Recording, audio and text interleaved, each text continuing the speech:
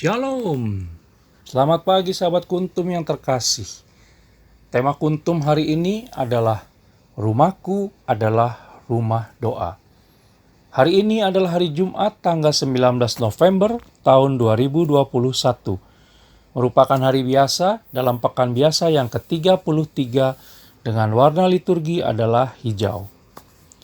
Bacaan pada hari ini diambil dari kitab 1 Makabe bab 4 ayat 36 sampai dengan 37 dan ayat 52 sampai dengan 59. Mazmur tanggapan diambil dari kitab 1 Tawarikh 29 ayat 10, 11 sampai dengan 12. Adapun bait pengantar Injil diambil dari Injil Yohanes bab 10 ayat 27.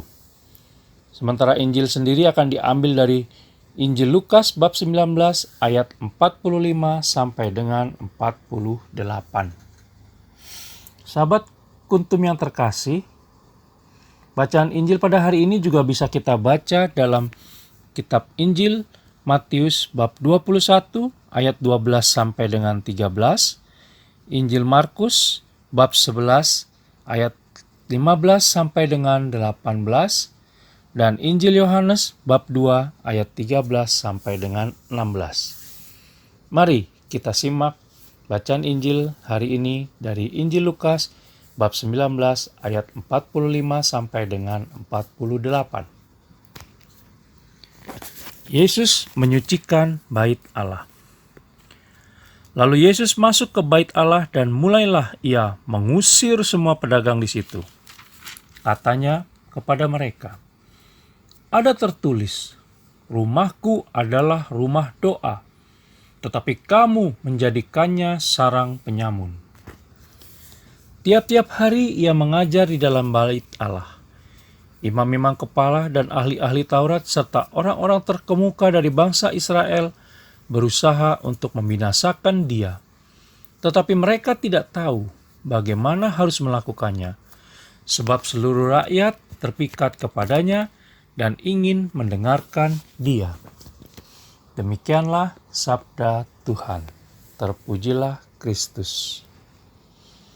Sahabat Kuntum yang terkasih, dalam bacaan Injil pada hari ini, terlihat bahwa Yesus Kristus begitu tegas mengatakan bahwa bait Allah adalah tempat suci untuk berdoa, di mana terjadi perjumpaan dan relasi yang intim antara Allah Tritunggal Maha Kudus dengan umatnya.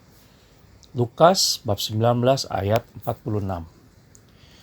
Rumah doa menjadi tempat suci karena sabda Allah Tritunggal Maha Kudus diperdengarkan dan direnungkan.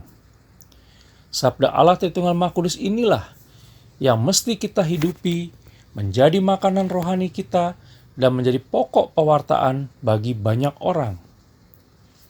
Wahyu bab 10 ayat 11.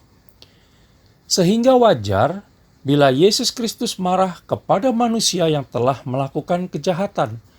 Dalam bacaan kali ini berupa bentuk-bentuk manipulasi keagamaan demi kepentingan dan kekayaan pribadi.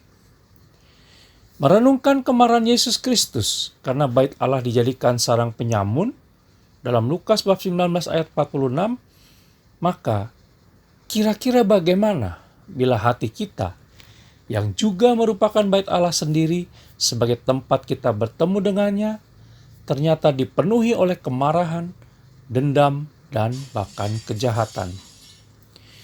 Yesus Kristus marah karena cintanya yang tanpa batas kepada manusia dan peduli kepada keselamatan manusia. Dia hanya berharap agar manusia bertobat dan kembali kepada Allah Tritunggal Maha Kudus. Melalui bacaan Injil pada hari ini,